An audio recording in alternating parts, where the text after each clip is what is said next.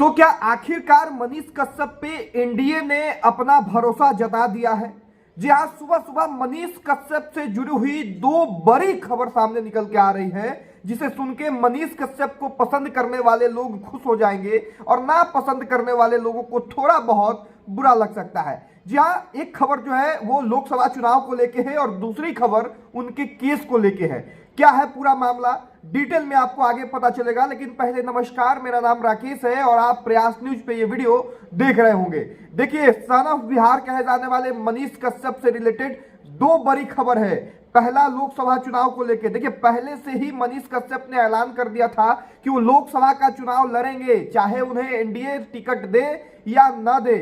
देखिए, इस दौरान जो है वो चुनाव प्रचार में भी लग गए थे, जनसंपर्क अभियान भी कर रहे थे, जन आशीर्वाद यात्रा भी निकाल रहे थे। लेकिन अब जो बड़ी खबर सामने निकल के आ रही है, उसके मुताबिक एनडीए उन पे भरोसा जता सकती है।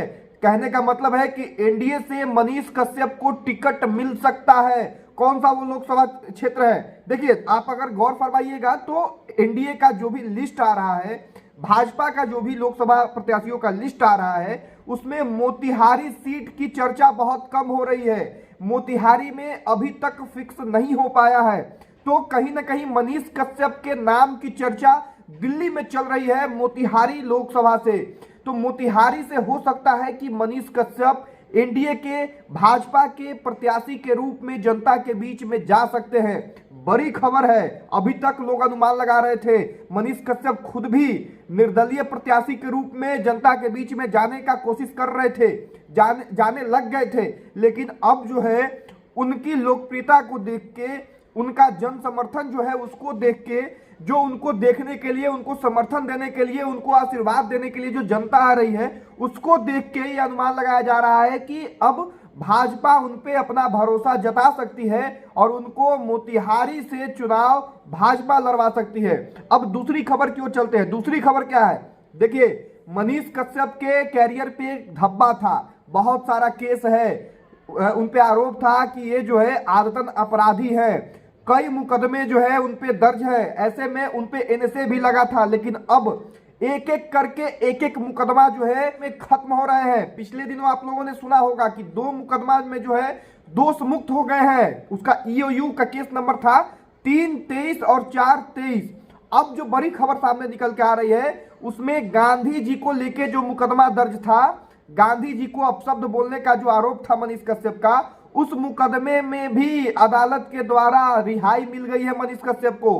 तो बहुत बड़ा मामला है। 4 केस दर्ज हुए थे ईओयू के द्वारा, जिसमें 3 केस में मनीष कश्यप दोष मुक्त और रिहाई हो चुके हैं। अब मात्र एक केस बचा है, जिसमें कोई कमेंट वगैरह पोस्ट वगैरह करने का मामला था और उम्मीद जताया जा रहा है कि बहुत जल्द उस मामले में भी मनीष कश्यप को रिहाई मिल जाएगा। यानी ये जितने भी केस किए गए थे ये तमिलनाडु प्रकरण के बाद, वो सारे मुकदमे में जो है मनीष कश्यप को राहत मिल गया है और मनीष कश्यप जो है 3 मुकदमों में बाइज्जत बरी हो गए हैं, अदालत से दोष मुक्त हो गए हैं, रिहाई मिल गई है उनको। तो ये दोनों बड़ी खबर है। मनीष कश्यप को चाहने वाले लोग जब ये दोनों खबरों को सुनेंगे तो जाहिर सी बात है कि उन्हें अच्छा लगेगा। सबसे बड़ी खबर तो यही है कि मनीष कश्यप का टिकट हो सकता है कि एनडीए से कंफर्म हो जाए और इस लोकसभा के चुनाव में मनीष कश्यप भाजपा का प्रत्याशी बन के जो है जनता के बीच में जा सकते हैं। देखिए, ये जो खबरें हैं दिल्ली से आ रही है, दिल्ली में जो विश्वसनीय सूत्र है, पार्टी चाहे बीजेपी पार्टी की हो जाए या एनडीए में जिन लोगों को एनडीए की जानकारी है, एनडीए में क्या कुछ चल रहा है, उन लोगों का कहना है कि मनीष कश्यप के नाम की खूब चर्चा हो रही है और हो सकता है कि मोतिहारी से मनीष कश्यप जो है वो प्रत्याशी बन जाए, चूंकि खूब चर्चा हो रही है। और लोकप्रियता के मामले में जो है मनीष कश्यप किसी से पीछे है नहीं। बाकी रह गई 40 के 40 लोकसभा सीट में बिहार में जो है, अगर मनीष कश्यप एनडीए से जुड़ते हैं तो उसमें थोड़ा बहुत असर दिखेगा।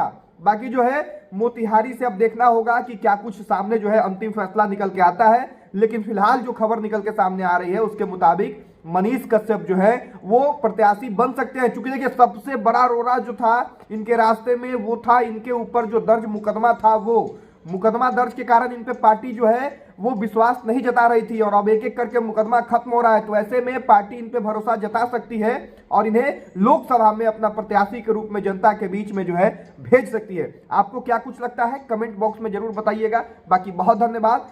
जय हिंद।